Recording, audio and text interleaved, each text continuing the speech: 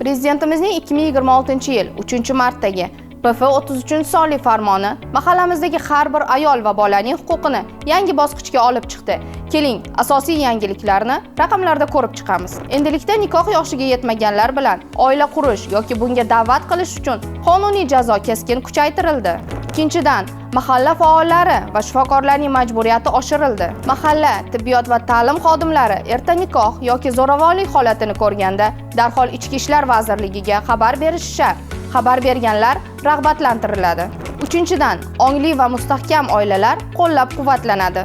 To'rtinchidan, zo'ravonlikka qarshi raqamli himoya.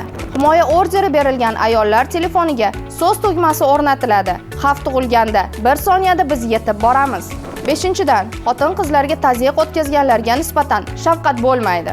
Mahallamiz tinchligi, ayollar, bolalarimiz tabassumida qonunni buzishga yo'l qo'ymaymiz.